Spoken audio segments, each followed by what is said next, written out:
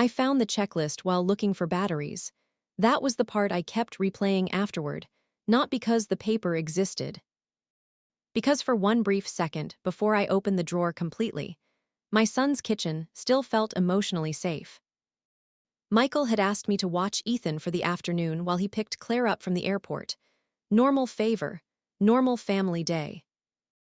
Rain tapped softly against the windows while Ethan built something loud and complicated with plastic blocks in the living room. I was making soup when the smoke detector battery started chirping. One sharp beep every few minutes. Normal annoyance. Michael kept extra batteries somewhere in the kitchen, so I opened the junk drawer beside the refrigerator without thinking. At first, I only saw ordinary things. Tape, coupons, old receipts, takeout menus. Then beneath a folded grocery list, I noticed a yellow legal pad, half hidden. My name was written across the top page. Mom, large black letters, underlined twice. The world seemed to narrow instantly around that single word. I froze, not because I understood yet. Because suddenly something about the paper felt private in the wrong way. Then Ethan shouted excitedly from the living room, "Grandma." "Look," I answered automatically without taking my eyes off the pad. "1 second, sweetheart." My fingers moved before my mind fully caught up. I lifted the paper slowly and saw the title. SIGNS, Mom is getting worse. The room tilted slightly around me. Not concerns, not things to watch. Signs: Mom is getting worse, getting worse. Not grieving, not stressed, declining. I stared at the words while cold spread slowly through my chest. Then I looked lower. Repeats stories more when tired, seems overwhelmed in stores, forgot Ethan's school schedule again, gets emotional late at night, sometimes loses train of thought mid-sentence. My hands started shaking. Gets emotional late at night. Interesting phrase, not lonely, not grieving, emotional. Symptom language wrapping itself around ordinary pain again. Then another bullet point stopped me completely. Doesn't always realize, she repeated herself. The sentence hollowed me instantly. Not because I repeated myself, because my awareness of repetition had become a discussion topic. Again. I stared down at the legal pad while nausea rolled slowly through my body. Then another horrifying realization surfaced slowly. This was not spontaneous concern. The handwriting changed throughout the list. Different pens, different slants. Sandra, Claire, Michael, collaborative. The room suddenly felt too quiet, too bright, too small. Then another memory surfaced suddenly. 3 weeks earlier, Sandra casually saying, "You seem sharper earlier in the day lately." Sharp again, always sharp. Clear, better, worse. Performance language quietly transforming ordinary human variation into monitored fluctuation. I flipped the page. More notes, dates, examples, patterns, patterns. Fear always searching for patterns. Then another horrifying realization surfaced. For months, I whispered internally, my children have been building a case file about me. The thought made me physically ill. Then another memory surfaced. Last Easter, crying unexpectedly because Richard's favorite pie was missing from the table. At the time, Claire hugged me gently. Now my stomach tightened painfully. No. Somebody probably wrote it down afterward.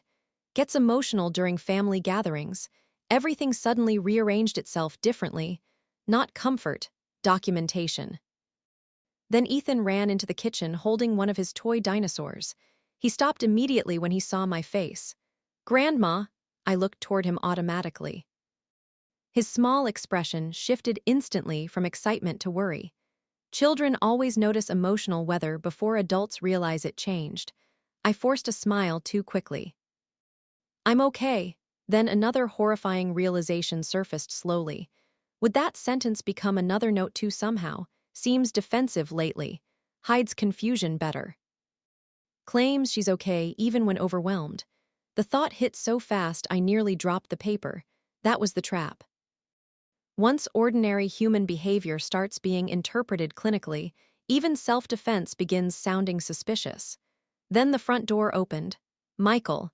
His voice carried casually through the hallway. "Battery still chirping?" I looked down at the yellow legal pad in my trembling hands. For one brief second, I actually considered putting it back quietly and pretending I never saw it. That frightened me most of all, because suddenly I understood how easy it becomes for older adults to stay silent once fear and shame enter the room together. Then Michael walked into the kitchen and froze instantly, not confusion, terror, real terror. His eyes locked onto the legal pad, too late. For several long seconds, neither of us spoke. Then softly, "Mom," I looked directly at him. "What exactly are the signs that I'm getting worse?" The rain tapped softly against the windows, while the silence between us turned unbearable. Because somewhere deep down, both of us suddenly understood the same devastating thing. The checklist was never really about helping me. It was about teaching my family to interpret ordinary human moments like evidence. Michael did not move. Neither did I. The yellow legal pad sat between us, like physical proof that fear had been quietly living inside my family for months. Rain moved softly against the kitchen windows, while Ethan's toy blocks clattered faintly in the living room. Normal house sounds. Yet suddenly, nothing felt normal anymore. I held the paper tighter in my trembling hands. "What is this?" Michael rubbed his forehead tiredly. "It's not what you think." There it was. The universal sentence people say right before confirming exactly what you fear. I laughed softly, brokenly. The title literally says, "Signs Mom is Getting Worse." The room stayed completely still. Because spoken aloud, the cruelty finally sounded impossible to soften. Then Michael whispered something that hollowed me completely. "We were trying to stay objective." Objective. Interesting word. Not loving, not supportive, objective. Fear always reaching for systems because systems feel safer than uncertainty. I stared back down at the checklist. Different handwriting. Different dates. Different observations. Collaborative surveillance disguised as concern. Then another horrifying realization surfaced slowly. "How many times did all of you sit together discussing this?" Michael lowered his eyes immediately. Too silent. Cold spread painfully through my chest. Enough to create categories. Patterns. Bullet points. Then another memory surfaced suddenly. Last month, Sandra casually asking, "Still feeling overwhelmed in crowded places?" At the time, I thought she worried about stress after Richard died. Now my stomach tightened painfully. No. She was following up on documentation. Every ordinary conversation suddenly rearranged itself differently again. Not connection. Assessment continuation. Then another bullet point caught my eye. More forgetful after emotional days, forgetful after emotional days. I stared at the words while something inside me quietly cracked. Not grieving harder, not exhausted, forgetful. Fear had quietly translated emotional pain into symptom language again. Then another memory surfaced. The first Christmas without Richard. I forgot where I placed serving spoons while crying in the kitchen. At the time, Claire hugged me and said, "It's okay." Now everything rearranged itself differently, not compassion, observation. Then another horrifying realization surfaced slowly. "For months," I whispered, "my grief has been treated like evidence." Michael looked genuinely destroyed now. "That's not fair." "No," my voice cracked sharply. "There's literally a checklist tracking how often I lose my train of thought after crying." The room went completely silent. Because finally the thing itself sat clearly between us. Not support. Interpretation. Then Ethan wandered quietly into the kitchen holding his dinosaur again. "Why are you sad?" The innocence of the question nearly broke me. I looked gently toward him. "Adults made something hurtful." He frowned slightly. "Is it the paper?" Children notice everything. Michael immediately moved toward him too quickly. "Go finish your game, buddy." Too careful, too panicked. That frightened me even more, because suddenly I realized something devastating. The fear had already spread downward into another generation too. Then Ethan glanced toward the checklist curiously. "Is that the thing Mom talks about?" The room froze instantly. Michael's face drained of color. Cold spread slowly through my chest. "Thing Mom talks about, not occasional concern, ongoing conversation." Then Ethan whispered softly, "She says some days are harder for your brain." The world seemed to narrow instantly around those words. Harder for your brain, not grief, not stress, not aging. Cognitive decline language simplified for a child. I stared slowly toward Michael. You discussed this in front of him? Michael covered his mouth briefly. Not defensive, not managerial, ashamed. Then another horrifying realization surfaced slowly. My grandchildren were already learning to interpret ordinary human forgetfulness through fear too. That hurt more than the checklist itself. Then another memory surfaced. Richard repeating the same fishing story constantly after 60. Ethan laughed every time and said, "Grandpa forgot he told that already." Nobody panicked. Nobody documented it, because middle-aged repetition feels charming. Elderly repetition becomes predictive. That was the cruel difference underneath everything. I looked back down at the yellow legal pad. More emotional at night, needs reminders more often lately, better after sleeping, better after sleeping. Not rested, not calmer, better.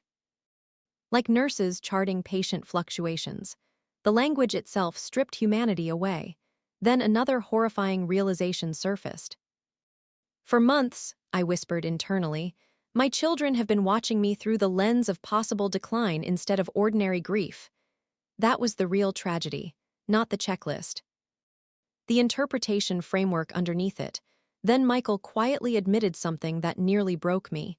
After Dad died, every little thing scared us. There it was finally. The real origin underneath everything, not forgetfulness, fear. One devastating loss quietly teaching my children to emotionally scan every ordinary imperfection afterward for signs another loss might already be beginning. That did not erase the damage. But finally, it explained its shape. Then another memory surfaced suddenly. The night Richard died, Michael whispering at the hospital, "I can't lose Mom too. God help me." Maybe everything afterward started there, not with repeated stories, not with emotional days, trauma. Raw trauma quietly transforming ordinary family concern into collaborative evidence tracking, because uncertainty became unbearable. I sat slowly at the kitchen table while rain moved softly against the windows. The yellow legal pad rested beside my hand now. Tiny checklist, tiny observations. So much fear hidden beneath ordinary language. Then I quietly admitted something devastating for the first time. I started monitoring myself too. Michael looked up immediately. What? Stories. Names, pauses. My voice cracked slightly now. Every time I forgot something small, I wondered whether it would become another sign. The tears filled his eyes instantly. Because finally, he understood the actual damage underneath everything. Not observation, psychological conditioning. Fear repeated often enough eventually teaches older adults to experience ordinary humanity like possible evidence against themselves too. And suddenly, I understood something devastating. The most painful part of growing older is not that people notice when you forget things. It is realizing how quickly fear can quietly transform those things into documented proof. Once the people who love you become terrified, they might already be slowly losing you. I took the checklist home with me, not because I wanted it, because suddenly leaving it behind felt like leaving part of myself inside someone else's interpretation. That realization frightened me. The yellow legal pad rested on the passenger seat while rain blurred softly across the windshield during the drive home. Tiny notebook, tiny bullet points, yet somehow powerful enough to completely reshape the way I remembered the last year of my life. That was the tragedy underneath everything, not the notes themselves. The realization that ordinary human moments had quietly stopped remaining ordinary inside my family's minds. At home, I spread the pages across the kitchen table and read everything carefully. Different dates, different handwriting, different observations, Sandra's rounded letters, Michael's sharper writing, Claire's smaller notes squeezed into margins, collaborative. I suddenly felt like I was reading meeting minutes from private discussions about my own decline. Then another horrifying realization surfaced slowly. Every person who loved me most had contributed. Not one frightened child, all of them. Then another bullet point stopped me cold. Asked where Richard parked the car twice. I stared at the sentence while nausea rolled slowly through my body. God help me, I remembered that day perfectly now. It was 2 weeks after Richard's funeral. For 42 years, he parked in the same driveway spot. I asked automatically because grief had not fully caught up to reality yet. Not confusion, not memory loss, habit colliding with heartbreak, yet somehow it became evidence. Then another memory surfaced suddenly, Sandra gently touching my arm afterward and saying, "You've had a hard day." At the time, I thought she meant emotionally. Now everything rearranged itself differently again.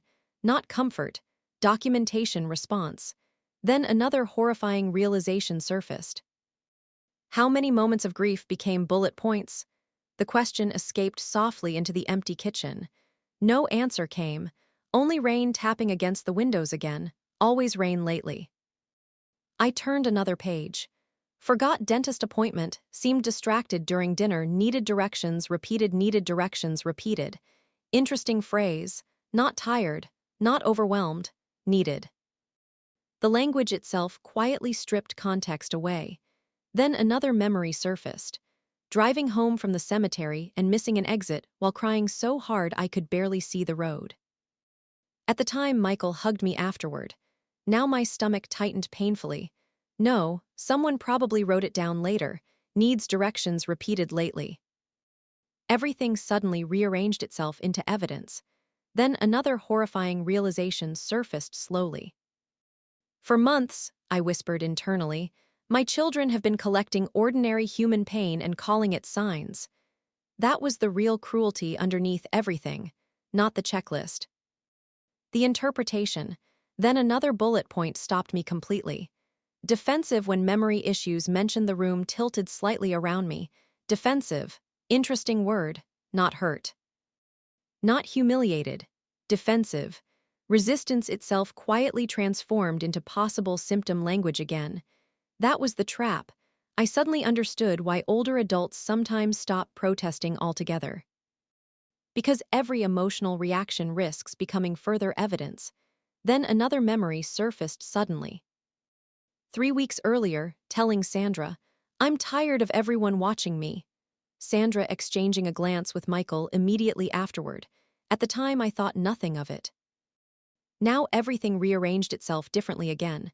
Not concern, confirmation. Then another horrifying realization surfaced. Even awareness of being monitored had probably become another sign. The thought hollowed me completely. I stared down at the pages while something inside me quietly cracked open. Then another bullet point appeared near the bottom. Better when distracted by company, better again. Always better, worse, sharp, foggy, performance language quietly replacing humanity everywhere. I suddenly realized something devastating. My children no longer experienced me continuously. They experienced fluctuating versions of me: good version, bad version, sharp version, confused version. That was the deepest wound underneath everything. Fragmentation. Then another memory surfaced. Richard forgetting passwords constantly after 60. Everyone laughed affectionately. No files. No tracking. No collaborative notes afterward. Because middle-aged forgetfulness feels human. Elderly forgetfulness becomes predictive. That was the cruel difference underneath everything. I looked slowly around the empty kitchen. Richard's coffee mug still hanging beside the stove. The old clock ticking softly near the hallway. Rain moving across dark windows. My life. Yet somehow ordinary moments, inside it had quietly transformed into data points, inside someone else's fear. Then another horrifying realization surfaced slowly. For months, I whispered, I've been living inside a narrative I never agreed to. The sentence settled heavily through the quiet house, because there it was, perfect truth, not concern. Interpretive ownership. My children had quietly taken ordinary parts of my humanity and reassigned meaning to them without my consent. Then another memory surfaced suddenly. The first time I forgot Ethan's new soccer practice schedule. At the time I laughed and said, I can barely remember my own appointments lately. Everyone became strangely quiet afterward. Now I understood why. not because forgetting mattered, because the checklist framework was already active inside everyone's minds. Every ordinary lapse immediately entered the system. Then another realization surfaced painfully. And eventually, the system entered me too. I remembered standing in grocery stores silently rehearsing lists before seeing family later. Not because I was confused, because I was terrified of becoming another bullet point. That was the real tragedy, not aging, self-surveillance. Fear repeated often enough eventually teaches older adults to experience ordinary life like ongoing evidence collection. I looked down at the yellow legal pad one final time. Tiny observations. Tiny phrases. So much fear hidden beneath ordinary handwriting. Then I quietly admitted something devastating for the first time. Part of why the checklist hurt so deeply was because some frightened part of me had already started seeing myself through it too. And suddenly, I understood something devastating. The most painful part of growing older is not that people notice when you struggle. It is realizing how quickly fear can quietly transform ordinary human moments into documented evidence. Once the people who love you become terrified, they might already be slowly losing you. The next family dinner felt unbearable, not because anyone argued, because everyone tried too hard to act normal. That was the damage. Once fear becomes visible inside a family, even kindness starts sounding rehearsed afterward. Sandra smiled too quickly when I arrived. Claire asked gentle questions with careful timing. Michael watched me whenever I paused too long before answering something, not intentionally perhaps, but observation had already become instinct. That hurt more than anger would have. I sat quietly at the dining room table while Ethan colored dinosaurs beside the window. Rain tapped softly against the glass again, always rain lately. Then another memory surfaced suddenly. Last Thanksgiving, forgetting where I placed serving spoons and laughing about it. At the time, everyone went strangely quiet. Now everything rearranged itself differently again, not awkwardness. Recognition, every ordinary lapse already emotionally categorized through the checklist framework. Then Sandra asked softly, "How was your week?" Simple question, at least once. Now my stomach tightened immediately. How was your week? Not conversation anymore, potential evaluation. That was the tragedy. I no longer trusted ordinary language. I answered carefully. Quiet mostly. Too careful. I heard it myself instantly. Everyone else heard it too. That frightened me most, because suddenly even my own voice sounded monitored. Then another horrifying realization surfaced slowly. For months, I whispered internally, I've been rehearsing normality. The thought hollowed me completely. Then Michael asked casually, "Still sleeping okay?" There it was again. Follow-up observation disguised as concern, not because he meant harm. Because fear had quietly trained my family to search constantly for indicators. Sleep, memory, mood, routine, everything became measurable eventually. Then another memory surfaced. 3 weeks earlier, Sandra asking, "Still feeling overwhelmed in stores?" At the time I thought she worried emotionally. Now my stomach tightened painfully. No, checklist follow-up. Every conversation suddenly rearranged itself differently again. Not connection, ongoing assessment. Then Ethan looked up from his coloring book. "Grandma, did you remember my tournament tomorrow?" The room froze instantly. Too frozen. Cold spread slowly through my chest, not because Ethan sounded cruel. Because suddenly I recognized the structure underneath the question, memory verification. Children absorb fear faster than adults realize. I smiled softly. "Yes, sweetheart." Ethan grinned proudly. "Mom said remembering things is good for your brain." There it was again. Good for your brain, not exciting, not thoughtful. Cognitive performance language simplified for a child. Sandra closed her eyes briefly. Ashamed. Because finally she understood something devastating too. The monitoring had already become normalized inside the family culture itself. Then another memory surfaced suddenly. Richard forgetting birthdays constantly after 55. Everyone teased him affectionately. No concern, no hidden systems. No emotional tension around ordinary forgetfulness. Because middle-aged mistakes remain socially safe. Elderly mistakes become emotionally loaded. That was the cruel difference underneath everything. Then another horrifying realization surfaced slowly. My children no longer reacted to my behavior itself. They reacted to what the behavior might mean. That was everything. Not forgetting a name. Not losing a train of thought. Interpretation. Fear quietly assigning catastrophic possibility to ordinary humanity. Then Sandra whispered something that nearly broke me. We don't know how to stop worrying now. There it was finally, perfect honesty, not control, not management, fear, raw fear. I looked slowly around the dining room. My children looked exhausted lately, not from caring for me, from anticipating loss constantly. That realization softened something painful inside me, not enough to erase the damage, but enough to understand its shape completely. Then another memory surfaced. The night Richard died, Michael standing in the hospital hallway whispering, "I can't go through this again. God help me." Maybe everything afterward started there, not with memory lapses, not with repeated stories, trauma. One devastating loss quietly teaching my children that ordinary life could collapse without warning. After that, every forgotten detail started sounding emotionally dangerous. Then another horrifying realization surfaced slowly. The checklist never actually protected anyone from grief. It only trained everyone to live inside constant anticipation of future grief instead. That was the tragedy. Fear feeds beautifully on documentation. Then I quietly admitted something devastating for the first time. I stopped talking naturally around all of you. Sandra looked up immediately. What? I think about every sentence before I say it now. The room stayed completely still, because there it was. The deepest wound underneath everything. Not observation, self-erasure.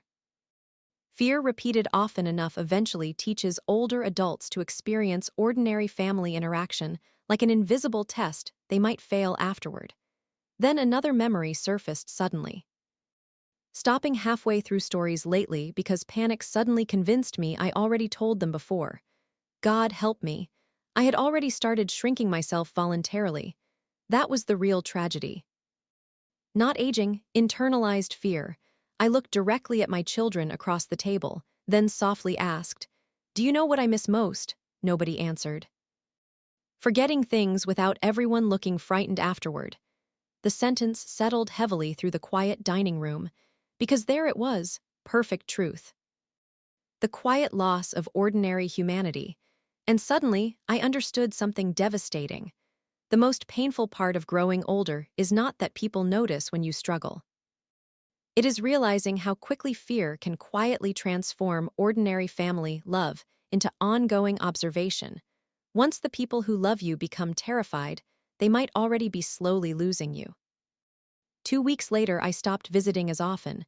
Not dramatically, quietly, fewer dinners, shorter phone calls.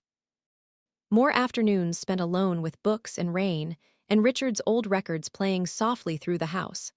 At first, I told myself I simply needed space. Then one afternoon, standing alone in the grocery store staring at soup cans, I realized something terrifying. I no longer felt emotionally safe being observed. That was the damage. Not the checklist itself. The permanent awareness that ordinary human moments might still become evidence inside someone else's mind afterward. I reached automatically for tomato soup, then froze. Had I already bought some earlier this week? Would forgetting matter? Would Sandra notice duplicates in my pantry later? The panic arrived so fast it nearly made me dizzy. Not because soup mattered. Because somewhere deep down, I already imagined the bullet point. Bought same groceries twice, seems more forgetful lately, God help me. I had started monitoring myself harder than my children ever could. That was the real tragedy. Fear repeated often enough eventually teaches older adults to become their own surveillance system. Then another memory surfaced suddenly. Richard buying 3 jars of mustard by accident once. Everyone laughed for years about it. No concern, no hidden notes, no pattern tracking. Because middle-aged mistakes remain funny, elderly mistakes become predictive. That was the cruel difference underneath everything. I stood motionless beside the grocery cart while fluorescent lights hummed softly overhead. Then another horrifying realization surfaced slowly. For months, I whispered internally, I've been trying to avoid becoming evidence. The sentence hollowed me completely. Then my phone rang, Sandra. For one horrible second, my stomach tightened automatically. Not because I feared her, because suddenly every conversation carried invisible emotional weight underneath it. I answered carefully. Hi, too carefully, again, Sandra noticed immediately. You sound tired. There it was again, observation, not intentionally cruel, not manipulative, instinct. That hurt more than anger would have. I closed my eyes briefly beside the grocery shelves. I'm shopping. Silence lingered softly between us. Then Sandra whispered something that nearly broke me. I miss hearing you laugh naturally. The sentence settled heavily through the fluorescent silence around me, because finally she understood something devastating too. Fear had not only changed how my family saw me, it changed who I became around them. Then another memory surfaced suddenly. Last Christmas, stopping halfway through a story because panic convinced me I repeated it already. At the time, everyone looked relieved when I changed topics. Now my stomach tightened painfully. No. They probably thought they were helping me avoid embarrassment. Everything suddenly rearranged itself differently again. Not comfort, management. Then another horrifying realization surfaced slowly. My family no longer simply listened to me. They anticipated mistakes before they happened. That was the deepest loneliness underneath everything. I pushed the grocery cart slowly toward checkout while rain battered softly against the store windows. Always rain lately. Then Sandra spoke carefully again. We threw the checklist away. Away. Interesting word, not ended this, not stopped tracking. Away, the paper disappeared, the framework remained. That was what frightened me most. Good day, bad day, sharp today, distracted tonight. Fear had already trained everyone to categorize me internally. No checklist required anymore. Then another memory surfaced. Richard forgetting neighbors' names constantly after 60. Nobody looked frightened afterward. Nobody mentally recorded it, because middle-aged forgetfulness remains emotionally neutral. Elderly forgetfulness becomes emotionally loaded. That was the cruel difference. I stopped near the checkout lane and quietly admitted something devastating for the first time. Sometimes now I practice stories before family dinners. Sandra went silent instantly, not defensive, not explanatory, destroyed. Because finally she understood the actual damage underneath everything. Not documentation, performance conditioning. Fear repeated often enough eventually teaches older adults to rehearse humanity before displaying it publicly. Then another memory surfaced suddenly. Standing in front of the bathroom mirror before visiting Sandra's house recently, silently repeating Ethan's soccer schedule and Claire's work details to myself. Not because I forgot them. Because I was terrified of forgetting them. God help me, I had already started living defensively. That was the real tragedy, not aging, psychological shrinking. Then Sandra whispered softly, we thought paying closer attention meant loving you better. There it was finally, perfect truth, not cruelty, misguided fear. I leaned heavily against the grocery cart while exhaustion spread slowly through my chest. Because suddenly, I realized something devastating. My children truly believed the observation itself was love, tracking moods, documenting patterns, watching carefully. To them, vigilance meant devotion. But love contaminated by fear eventually stops feeling like trust. It starts feeling like surveillance. Then another realization surfaced slowly. And maybe that was why everything hurt so much. Not because my children stopped loving me, because they stopped trusting ordinary humanity to simply remain ordinary. Every forgotten detail became possibility. Every emotional moment became risk. Every human imperfection quietly transformed into anticipated loss. I stared toward the rain-darkened parking lot beyond the grocery store windows. Then softly whispered into the phone, I miss being allowed to just be human around all of you. Sandra cried quietly on the other end of the line. Because finally she understood the deepest wound underneath everything. Not the checklist, not the notes, the quiet loss of emotional safety inside one's own family. And suddenly, I understood something devastating. The most painful part of growing older is not that people notice when you struggle. It is realizing how quickly fear can quietly convince the people who love you that watching you constantly is the same thing as caring for you. The checklist never came back after that. No more yellow legal pads, no more hidden bullet points in kitchen drawers, no more visible systems, but healing turned out to be quieter than damage. Slower too. That was something nobody tells you. Fear can change a family in weeks. Trust takes much longer to return. A month later, Sandra invited everyone over again for Sunday dinner. Same dining room, same rain against the windows, same family. Yet something felt softer the moment I walked inside. Not perfect, just softer. Michael forgot the salad dressing and laughed at himself immediately. Nobody looked alarmed. Nobody exchanged silent glances. Just laughter. Human laughter. That realization nearly made me cry, because suddenly I understood how exhausting constant vigilance had become for everyone. Not just me. Then another memory surfaced suddenly. Standing in the grocery store weeks earlier panicking over duplicate soup cans. Not because forgetting mattered. Because somewhere deep down, I already imagined becoming another bullet point. God help me. I had spent months experiencing ordinary humanity like possible evidence against myself. That was the real tragedy underneath everything. Then Ethan ran into the dining room holding a drawing. "Grandma, I made Grandpa." He handed me a crooked crayon picture of Richard holding a fish larger than his body. I laughed instantly. Real laughter this time, not rehearsed, not careful, just real.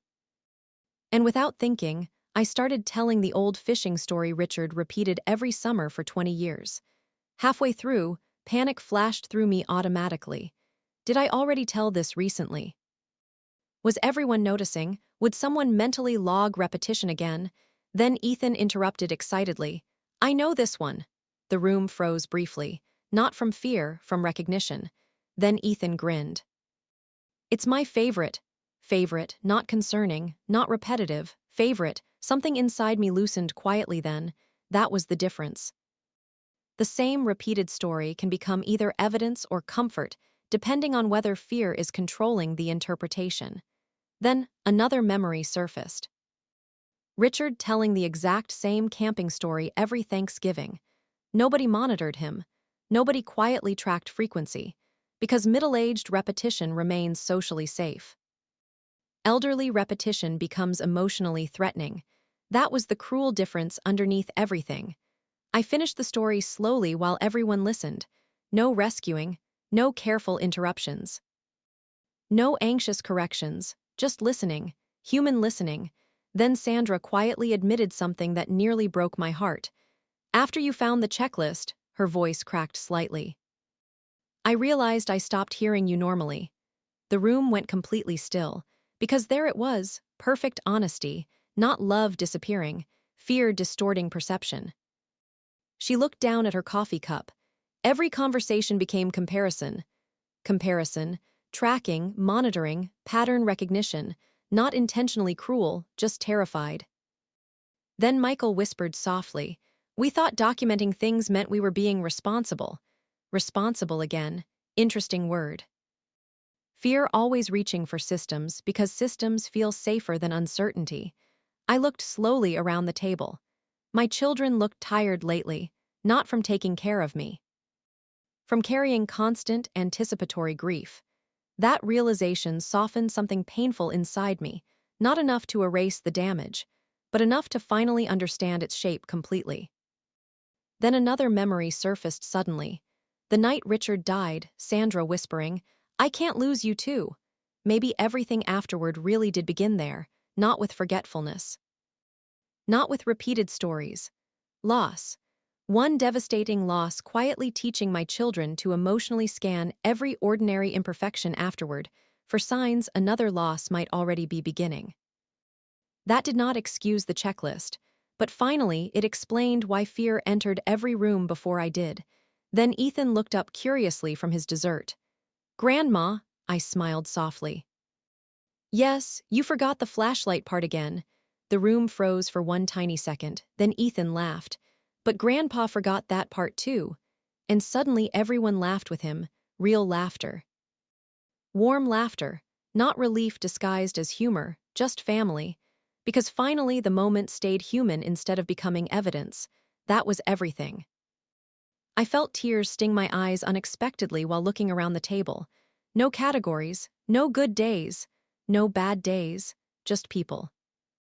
Imperfect, grieving people trying clumsily to love one another after loss. Then Sandra reached across the table and squeezed my hand gently. Not evaluatively, not cautiously, just gently. And softly she whispered, "You never stopped being Mom." The tears finally slipped down my face then, because there it was, the deepest wound underneath everything finally beginning to heal. Not fear of aging, fear of becoming conditional, sharp today, worse lately, better mornings. For months, I had quietly felt myself becoming fragmented inside everyone else's minds. Tonight, for the first time in a very long time, I simply felt whole again. Later that night, after everyone left, I stood alone in the quiet dining room listening to rain against the windows, while Richard's photograph rested softly beneath the hallway light. No checklist. No observations. No categories, just memory, human memory. And suddenly I understood something devastating. The most painful part of growing older is not that people notice when you struggle. It is realizing how quickly fear can quietly transform ordinary human imperfection into evidence. Once the people who love you become terrified, they might already be slowly losing you.